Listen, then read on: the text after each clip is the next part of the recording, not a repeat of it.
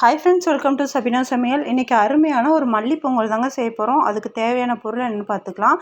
ஃப்ரெஷ்ஷான மல்லி ஒரு கைப்பிடி எடுத்துருக்கேங்க. கொஞ்சம் இஞ்சி, 2 பச்சை மிளகா, கொஞ்சமாக ஜீரகம்.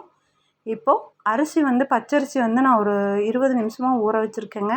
நல்லா கழுவி ரேஷன் பச்சரிசி தான். இந்த டம்ளருக்கு 1 டம்ளர், அரை டம்ளர் பாசிப்பருப்பு எடுத்து நல்லா ஊற வச்சுருக்கேன் தண்ணியில். இப்போ வாங்க எப்படி பண்ணலான்னு பார்க்கலாம்.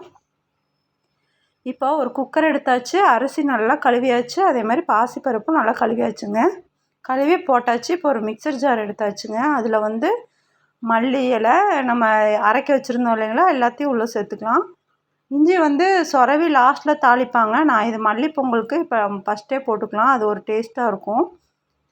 இப்போ எல்லாத்தையுமே அரைச்சி இப்போ எடுத்தாச்சு. இந்த டம்ளருக்கு நான் 4 டம்ளர் மொத்தமாக தண்ணி எடுத்திருக்கேங்க. 2 டம்ளர் தான் ஊற்றணும் ஒரு டம்ளருக்கு. நான் 3 டம்ளர் தண்ணியும் அந்த பாசிப்பருப்புக்கு 1 டம்ளர் தண்ணியும் இப்போ எக்ஸ்ட்ரா எடுத்திருக்கேன். மொத்தமாக 4 டம்ளர் எடுத்திருக்கேன். இப்போ நம்ம அரைச்ச அந்த மல்லி எல்லாத்தையுமே உள்ளே சேர்த்தாச்சு. கொஞ்சமாக உப்பு போட்டாச்சுங்க. உப்பு போட்டு நல்லா கலந்துவிட்டு நம்ம ஸ்டவ் ஆன் பண்ணி வச்சுக்கலாம். இந்த பக்கம் அதுக்கு ஒரு சைடிஷாக ஒரு சாம்பார் தான் செய்கிறேன். சாம்பாரும் சட்னி வச்சாலும் சூப்பராக இருக்கும். பருப்பு ஆல்ரெடி வேக வச்சு எடுத்திருக்கேன். சாம்பார் வெங்காயம் நீள நீளமாக கட் பண்ணி எடுத்திருக்கேன், ஒரு வெங்காயம். இப்போ வாங்க நம்ம எப்படி பண்ணலான்னு பார்க்கலாம். இப்போ ஒரு வடைச்சட்டி வச்சாச்சு. வச்சுட்டு கொஞ்சமாக ஆயில் ஊற்றிருக்கேன். கடுகு, வெந்தயம், ஜீரகம் 3 தாளிக்கிறதுக்கு போட்டாச்சு. கருவேப்பிலை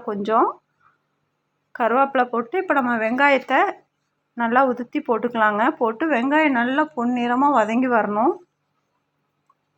இப்போ நல்லா கலந்து விட்டுக்கலாம். அதிலே வெங்காயம் வதங்கிருச்சு. இப்போ கொஞ்சமாக மஞ்சப்பொடி, மிளகாப்பொடி, மல்லிப்பொடி, சாம்பார் பொடி இப்போ எல்லாத்தையுமே உள்ளே சேர்த்துட்டு நல்லா வதக்கி விட்டுக்கலாங்க. வதக்கி விட்டுட்டு பருப்பு நம்ம கலக்கி வச்சுருக்கோம் இல்லைங்களா தனியாக, அதையும் உள்ளே சேர்த்துக்கலாம். ரொம்ப டேஸ்டியாக இருக்குங்க. ரொம்ப சூப்பராகவும் இருக்கும். இந்த சாம்பார் இன்ஸ்டண்ட்டாக டக்குன்னு செஞ்சிடலாம்.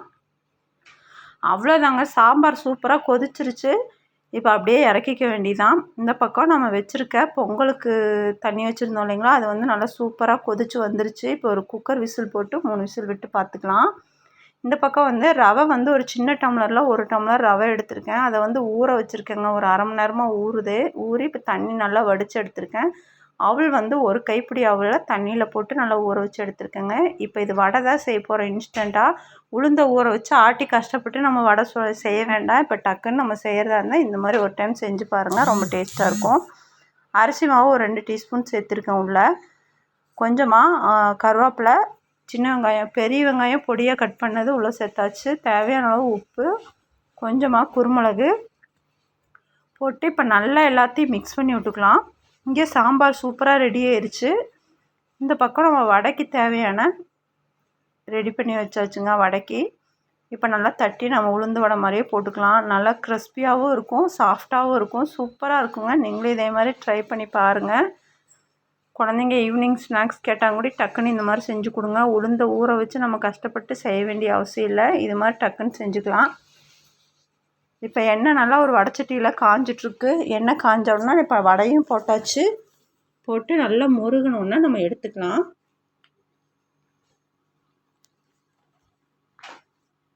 இந்த பக்கம் கொஞ்சம் முந்திரி, மிளகு, கொஞ்சம் ஜீரகம் எல்லாம் போட்டு நல்லா நெய்யில் வறுத்து எடுத்துருக்கேங்க பொங்கலில் சேர்த்துறக்கு. இப்போ பொங்கல் சூப்பராக ரெடி ஆயிடுச்சு. வேறு ஒரு பாத்திரத்துக்கு மாற்றியாச்சு. இதில் அப்படியே நம்ம தாளித்து கொட்டிக்க வேண்டியதான்.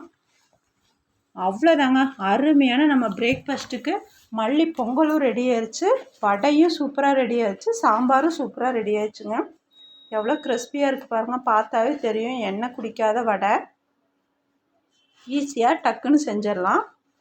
சாம்பாரும் அருமையாக ரெடி ஆயிடுச்சு.